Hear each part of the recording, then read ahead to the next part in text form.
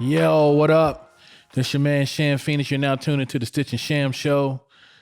I already said my name already. You was about to say that. I already said my name already. Hey, and I'm the other half. Yeah. Your man, and that's my Stitch other half, early. Stitch early. We're not even going to fix that. You know what I'm saying? We just going to leave that in We're there. just going to leave it in there. I was like, I already said my name. I Keep did it something rolling. out of sequence. Keep it rolling. You're tuned into episode 43. That's If you want to, you can go back and check out episode 42. We talk a little bit about about the John David film, Malcolm and Marie with Zendaya, or it's actually Zendaya's film because she offered it to him. So let me not disrespect Zendaya like that. And then also the Denzel disrespecting black women. like, hey. we have to be so. All right, so this episode, because it's really what this episode is about. Yeah. It's about being PG and like. PC. Where PC politically correct? Yeah, where we are in PG and we gotta be parental guidance. Yeah, there's got to be guidance. Yeah, it's definitely gotta be some guidance. Statements that you make, there got to be like guidelines behind them drinks. The world might be in the most highest point of that. Yeah, I agree. You know what I mean? So, and we also talked about Denzel Washington and Ram Malek's film, The Little Things. This episode is really about what's happening in the sphere of, I wouldn't say, well, I guess it's entertainment. The first thing I wanted to talk about was, so Kanye West is back in the news. I feel like Kanye just finds his way. Yeah. He just be like, you know what? That's where he survives. He thrives off of that drink. It just be like, you don't ever just want to like not be in the news for something crazy. Nah, he thrives. Oh. What? It was something, and it just, when you just said that and you thought about it?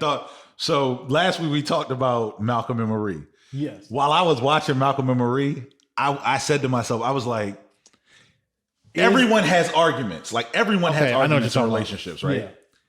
How John David was in Malcolm and Marie, I was like, that might be how it is to be married to Kanye West.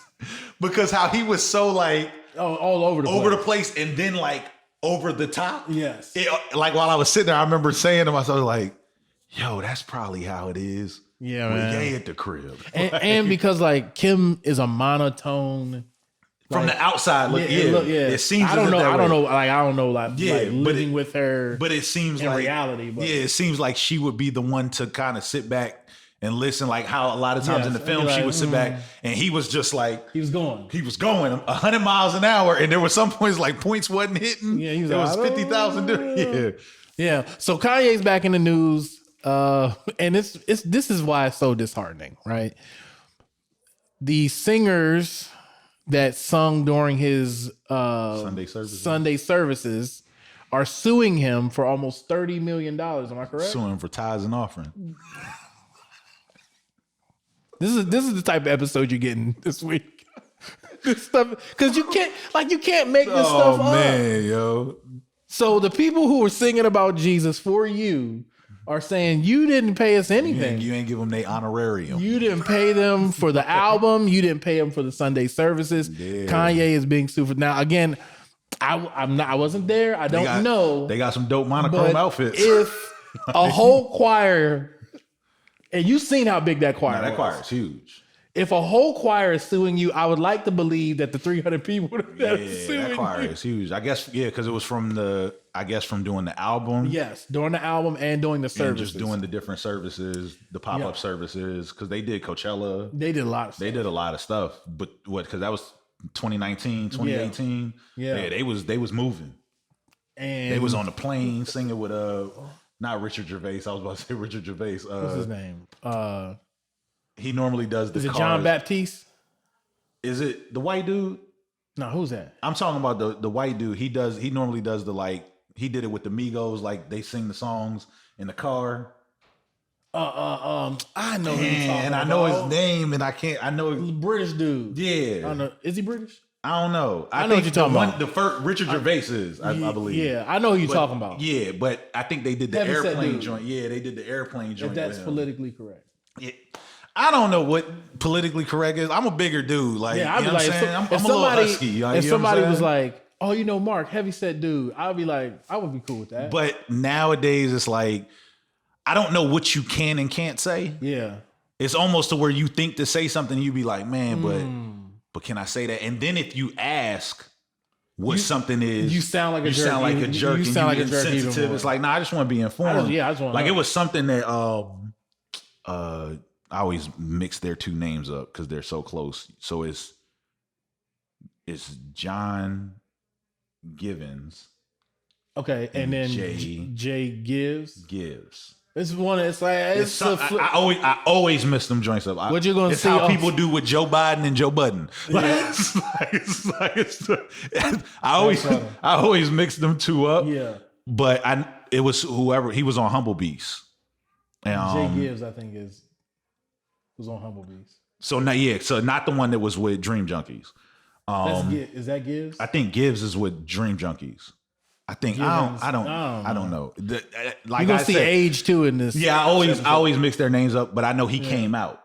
Yeah, I know he came out like maybe a year or two ago. Okay, I know what you're talking about. And there was something because like I follow him on Twitter. I've been following him, and it was something that he was talking about. I guess that was happening, and he had put a term up. Yeah, I did not know what that term meant, and he was like, and I was gonna be like, yo, what does that mean? Yeah. But I was like, you know what? I'll just do my Googles. Yeah. And I'll find out for myself. It's like mad difficult to like articulate feeling too, because there's certain things that I've said through long periods of time that were like at that time was actually politically correct or socially accepted. Whereas now I can't say like certain things. Like certain artists that you look at that you be like Eminem couldn't have came out. Oh now. Man. Like Killing his mom? Odd Future.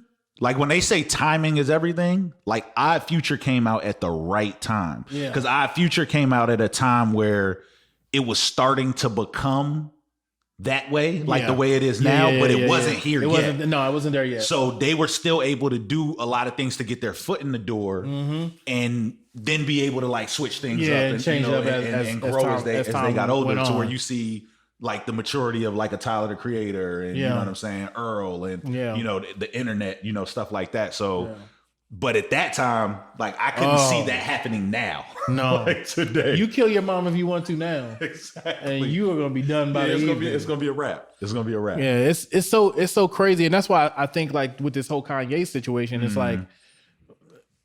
like at some point in time, like you really have to figure this thing out, Kanye. Yeah, man. And like you're just too old for some of the stuff that you're going through. You're too old, and then to be an artist talking about that is the problem. I think I need to be free, and we need to look out for artists, and artists need to, and then you turn around and like do some people again. Like this is all allegedly, right? This is. I'll say allegedly just because I don't know. Yeah, I'm not fully in it. So even if another person say it and they a part of the choir, I ain't heard from the whole choir. Yeah, so I'll say allegedly because I don't know. But in that sense of, I think it's only the way of, and I think something that we always talk about is like, I'm an imperfect human being. Yes. Like I'm never going to sit here and be like, oh yeah, I do everything right. I ain't got no wrongs. Like, I do stuff wrong. I do wrong. A lot. You know what I mean? Yeah. So I think when you hear a person come out and advocate for the artist, and then when that person also puts themselves on Front Street as the like, yo, I'm a millionaire now, like, did he say billion? He said billion. He might have said billion. Like I got mad bread, like I can do X, Y, and Z.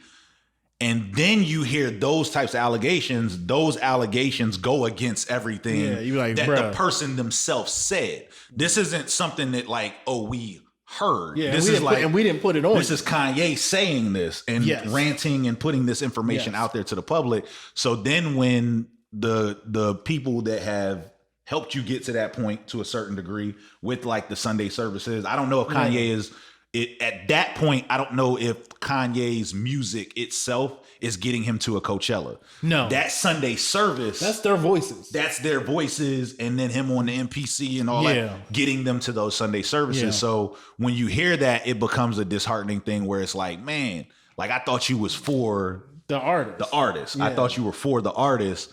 And so I think that's the biggest thing. Like, yeah, we hear about people not getting paid all the time. Yeah. We hear about those types of things. That's a lot of people, though. But that's a rack. Yeah, that's a lot of people. He had a choir, like not just no regular choir. Yeah. He had like a mega church choir. So then it just makes me think like, because those people are not going to pass an opportunity to work with Kanye.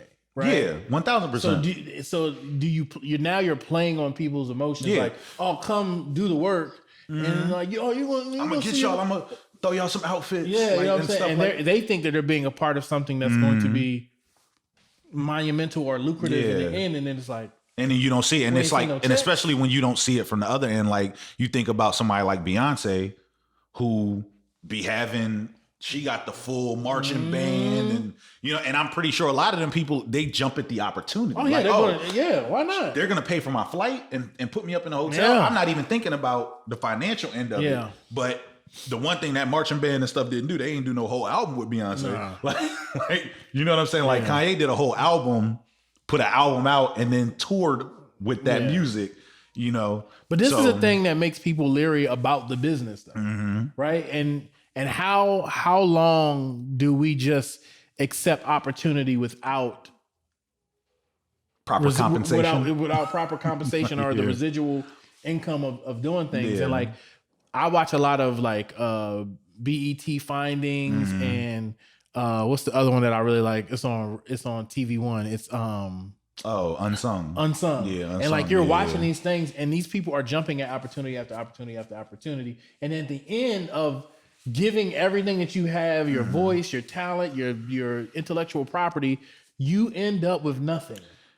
So I think back then, thinking about it, opportunity was the currency. Yes. So like, oh man, I'm gonna get to sing background for James Brown. Yeah. I'm gonna get to sing background for a Stevie Wonder. Man, that's an opportunity. You even think about in Selvy's, what is it? Selvy's Love. Yeah. He jumped at an opportunity to play. Yeah. Background, like I'm not right. I don't know if I'm gonna be writing songs or nothing, but I know I'm gonna get the opportunity to play. That opportunity to play may lead me to other stuff. Yes. The same thing with Ma Rainey's Black Bottom. Yeah, it was like his opportunity to be able to, cool, I'll play for her, but that's gonna get me to meet this person who I'm gonna be able to write songs for. Yeah, and I'm gonna get opportunity. So that was a currency. Whereas nowadays, the quote unquote clout, the viral, all of those things have become the opportunity. So you'll get people that go like, yo, you're going to be on the gram. You're going to be seen. You're going to have thousands of followers. You're going to have, but none of those things like pay your bills at the end of the day. The translation of it doesn't mean anything if it doesn't like become something like when you see, even just to tie it in, you know what I mean? I know we'll get to it, but tying in like a Joe Budden, where with them being on Spotify, it's like, that's cool. It's an opportunity. It's an opportunity. But does the opportunity meet the expectation of what we actually do? Yeah. And for like what Joe Budden and the Joe Budden podcast bring, the opportunity to be on the Spotify is dope. Yeah. But do I bring more to this company than this company brings to me? Yeah, because I don't even feel like Joe was I feel like people do listen to him on Spotify, but I feel like majority of his fan base is on YouTube. So I think maybe now. So in the beginning, so like I've been listening to Joe Budden podcast from like episode 1. Yeah, like before Maul was there, when it was Rory.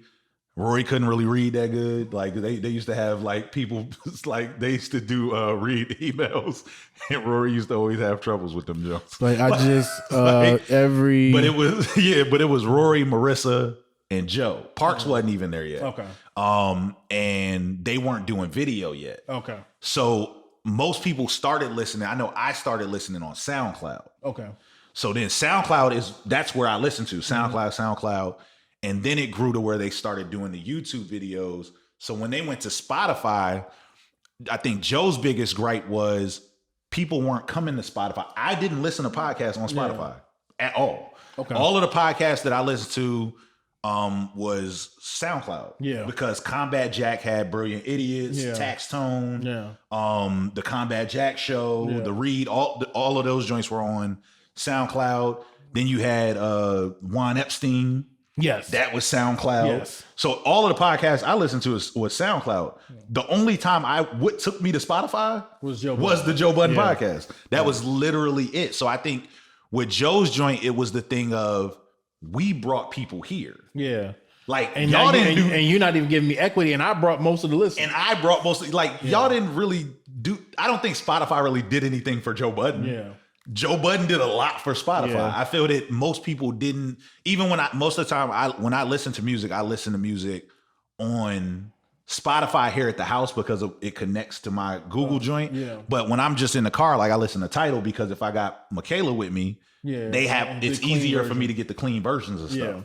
You know what I mean? So, but like with the Spotify joint, I would say that just from a listener's aspect, I went to Spotify because they went to Spotify, not because like, oh man, I'm on Spotify already. Oh, they got the Joe Budden podcast. I'm gonna listen on here. Yeah. You know what I mean? So it's the same thing like with a Joe Rogan, who I'm pretty sure there's people who are going to Spotify now because Joe Rogan because he was all YouTube. Yeah, he was heavily YouTube. Everything was YouTube. That and something else. There was something else. I can't remember the other platform. Okay. Yeah. But, and it was probably the audio side. Yeah, I think it was something on the audio side. So for those who don't know what we're talking about, Joe Budden has now become the urban. He's the I forget what the full. I think it's like president over urban content for Patreon. Mm-hmm. Yeah, and I think he's gotten some equity in the company as well. Mm-hmm. And he's also bringing the Joe Budden podcast to Patreon. Yeah, so they'll still do like their. I think they're still going to do like their YouTube stuff. Mm-hmm. Their 2 joints weekly. He has a network now on YouTube. Yeah, and it has 2 other shows on it. So, and then they'll have like, I think they have a $10 tier, a $15 tier. Mm-hmm. It's either 5, 10, and 25 or 5, 15, something and 25, like something like that. Yeah. Cause even like Kev has gone down. Because he put out the app, he added a $3 to their Patreon. Yeah. Because of people watching stuff on the app. So I felt like he probably should have went to Patreon even before he went to Spotify. I agree. Like, I feel like Spotify, I don't think it's hard to say because like, again, it doesn't feel like a waste of time, but when you get to the end result of what happened, it felt like a waste of time. And I think the part where you would say it's not a waste of time is there's people who are already on Spotify that may not have listened to the Joe Budden podcast that may have found it through Spotify. Yes. Like, I wasn't one of those people, and I know there's a large group that weren't those people, but there's probably a large group also that was that. And so I'm almost attested, like if I could pick an artist to put it as, it was almost like when Wale went to MMG. Yeah. Like I was already listening to Wale. I was already listening to Wale. I wasn't a fan of Wale because he was with Rick Ross. I didn't necessarily feel that Wale needed MMG, but I'm pretty sure Wale gained an audience from the MMG guys. Drake. Like a Drake. But it's like, do Wale really need MMG? Like, nah, you already out here moving. Yep. Like Drake did not need Wayne, but being with Wayne didn't hurt. It gained him a different it grabbed him a different audience. Yes. Because I think even Drake's, and I think that's the same thing with Wale. Wale's, it grabbed him a different audience that he may not have necessarily went to because of that. So it's like with Joe and them, I think if they would have done Patreon before they did Spotify, like, they've been out of here. Been crazy. You know what I mean? Because they have such a following. They have an actual fan base. Yes. Like I saw somebody from DJ Booth posted the other day. It was talking about J. Cole and Kendrick, because somebody asked the question like, why is it that like J. Cole and Kendrick can put out like a verse a year or 2 verses a year, but then when they put out an album, it sells millions of, it does crazy streams. And so it's crazy that you can't say millions of records. No, because there are no millions of records. Yeah, so that just crazy. Them old records. Exactly. So that's crazy. And like the answer was, which is true, is J. Cole and Kendrick came in at a point to where we weren't fully over here, but we were leaving. We were leaving over here. And they took a lot of what they had. Audience. Yes. They had an audience, and they actually built a actual fan base that now when things go streaming, it's like, oh no, I'm a fan of that. So I'm going to listen. I'm going to listen regardless. So when it comes out, I'll be ready. You know what I mean? So I think with Joe and them, that's the same thing they did. They came out at a time in podcasting where they were building a fan base. Yeah. Like I literally remember Maul's first episode. Yeah. It was like, you didn't know if Maul was coming back next week. Yeah. It was just that Marissa wasn't there. And they had, hey, Maul in town. Come on, man. You come on the episode. Yeah. And then it was like, oh man, I like this dude on the joint. And then it ended up going, they replaced Maul for Marissa. Like, and then Parks came in, you know what I mean? Yeah. So it was one of those things to where you kind of gradually, like, I'm pretty sure there's people that listen to us that are growing with us and probably like, yo, I remember the first episodes when it looked whack. Like, did we ever look whack? Oh, no, we did. No, the first, I'm talking about the very first. I was about to, I tossed that episode out of my head. Like, don't ever do that again. Yeah, that was that one. Yeah. That's the one I'm talking about. It was not good. So it was like, but we're building to where by the time we get to episode 100 and stuff like that, and we have like a core group of people who is like, yo, we've been there with these guys. Yeah. You know what I'm saying? It makes it a little bit easier, I think, even for us to make decisions, because then it's like, oh, yo, let's move it here, or let's move the platform here, because now we know we have this chunk of people that are going to follow us wherever we go. So I think if there is a lesson learned from Joe and them going to Spotify, it is the fact that, like, yo, if y'all build it, like, we'll come, like, because it's y'all. Yeah. You know what I mean? Yeah. And I think that's why it seemed like when I heard the news, I was like, oh, this makes sense, because this would be very lucrative for someone who's, I've seen numbers as high as like a million, you know what I mean? Like for someone who has that type of following on a regular basis, they're in the 800,000s on a regular basis. This is like, this makes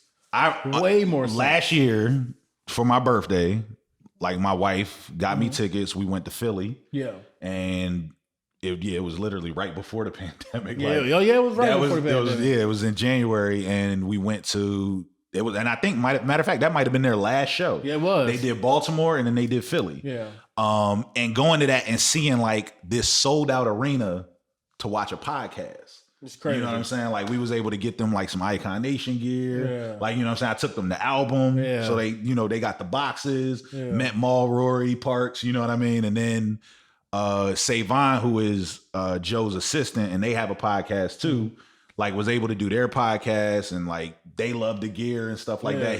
He like took one of these, like, no, I saw this hoodie out. He's like, I'm gonna take this up off of them. You know what I mean? So it's like, to see like that arena packed out and being like, oh, yo, nobody's here for like a concert. No music. Like, no music. Nothing's happening. So you think if in my head, if I go, man, if y'all were in this arena and y'all were to take each of these people and say, yo, let me get $10 from each of these people, and we're going to put our episodes here, everybody in here would do it, because we paid more than $10 to come here. To just see. So I'll definitely pay $10, and I don't got to do nothing but plug in. Yeah. You know what I mean? So I think I'm glad that they're making that decision now. And I'm pretty sure there were some like things that they learned from being at Spotify, probably good and bad. Yeah. You know what I'm saying? So the thing that I think that I really want to like talk about, especially when you talk about some people like Kanye and Joe Budden, and the realization of, I think I even said it last episode about how the asking for help, right? Yeah. Patreon is basically that. It's saying, listen, I have a dream, I have a vision, and because you guys are, a part of that vision and helping with that vision, we get to build this thing together. And there's a Joe Budden aspect, and then you have the Kanye where it's like, help me build my vision.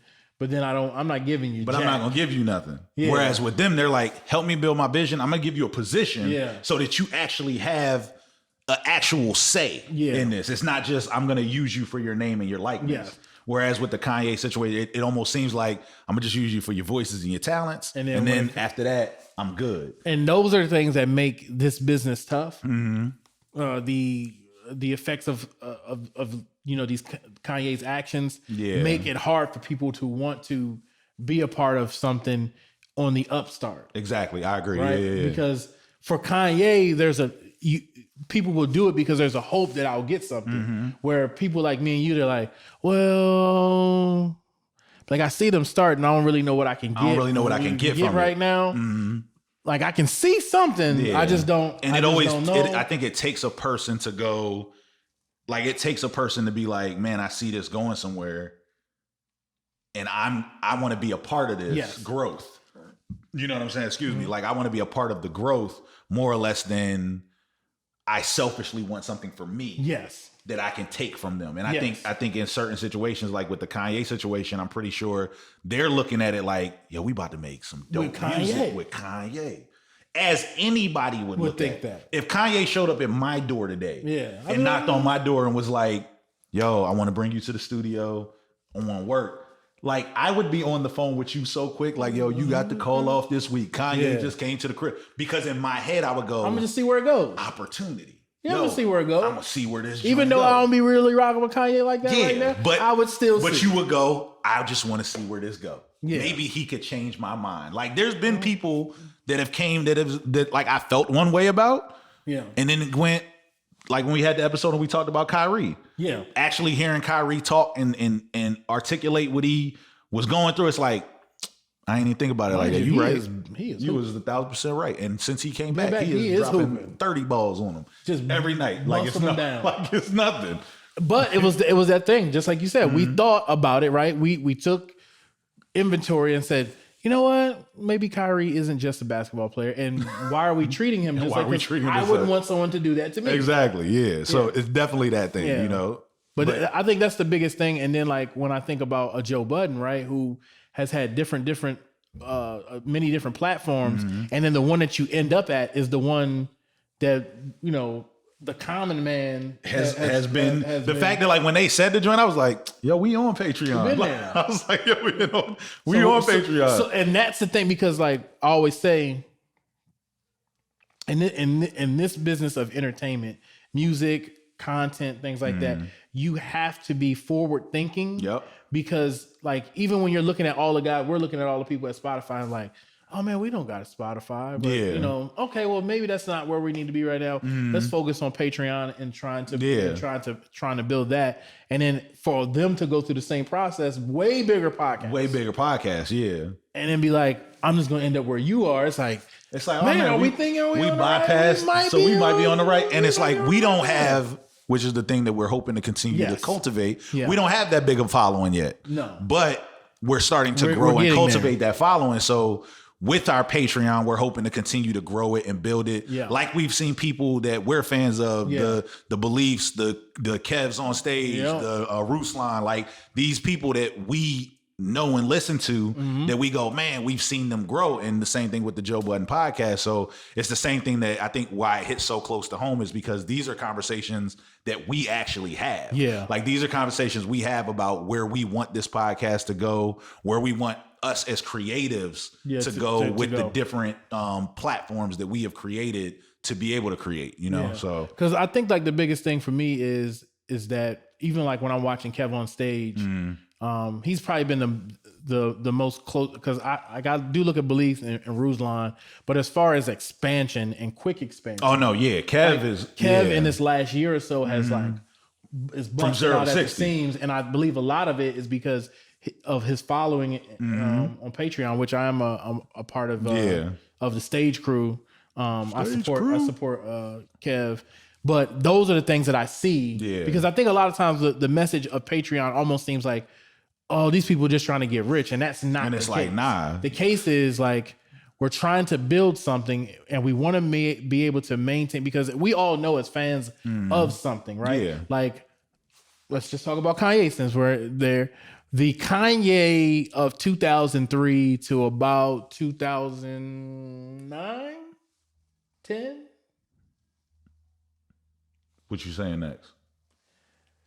He seemed like he was making music from his own perspective. Okay. Yeah, I agree. Right? Yeah. And then as time started going on, it felt like he got more and more commercial about his message, and it deviated away from the art that, because it's not even saying like you got to keep doing soul samples or nothing like that. It just felt like he wasn't doing something, like something was missing. Yeah, nah, I feel you. And it felt like it was coming from somewhere else. And I think some of that too can be your circle. You know what I'm saying? Sometimes when the people that you have around you, and they fall off, and you know what I'm saying, and it's not something. Sometimes, like we were talking, like what is the thing that keep certain people like at a level ground. And I really feel for a lot of people, it's like the people that you have around you, like having people around you that will pull your coattail. Like that'll pull, hey, nah, that ain't that. I know if you see me out here wilding, you'll be the one to be like,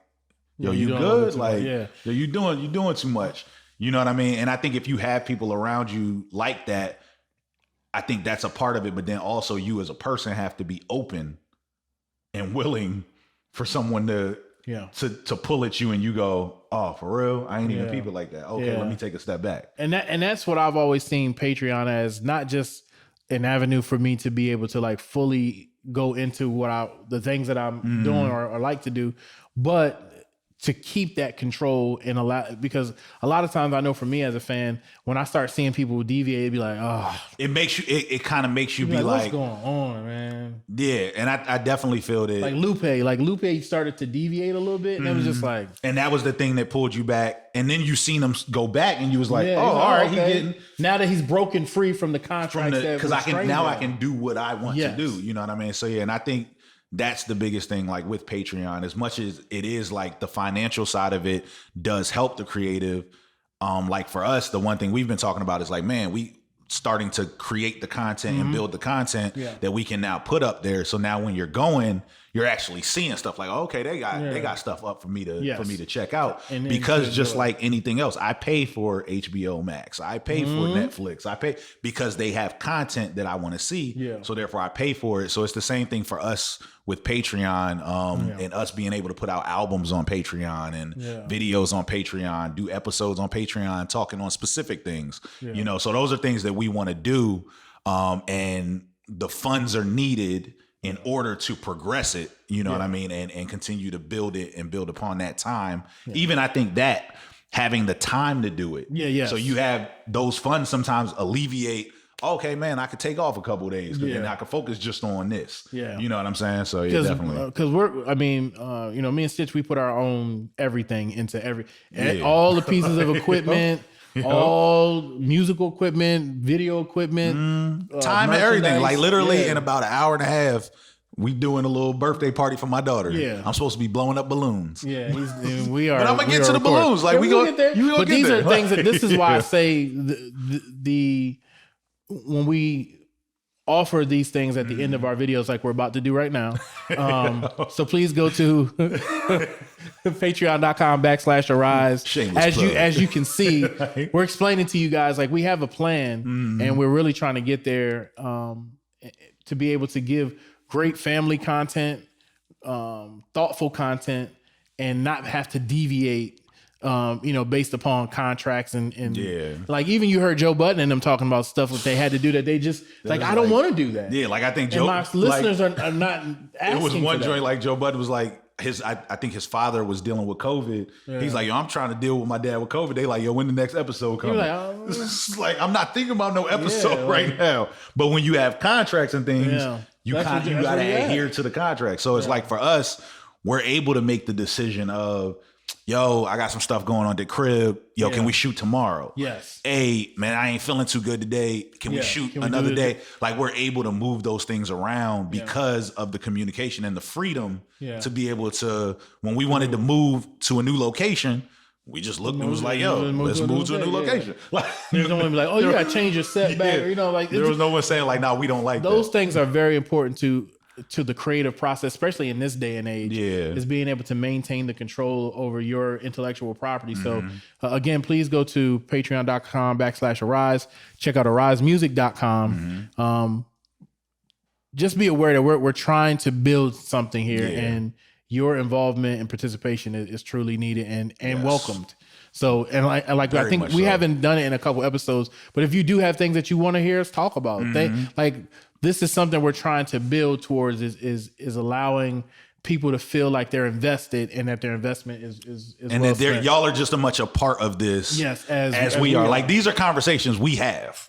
Like, you know what I mean? So we definitely want the input of the person that's viewing us and going like, yo, I rock with these dudes. Yo, I wonder how they feel about this. I wonder how they feel on this subject. Things that we may not even think to talk about, on air, but it's maybe stuff that just kind of goes past our head that we may breeze by, but something that may be super important to you that you might want to hear just another opinion on or get another, I'm saying, viewpoint on. So please continue to keep supporting the creatives, not just us, anybody that you look to and you listen to their content or take in their content.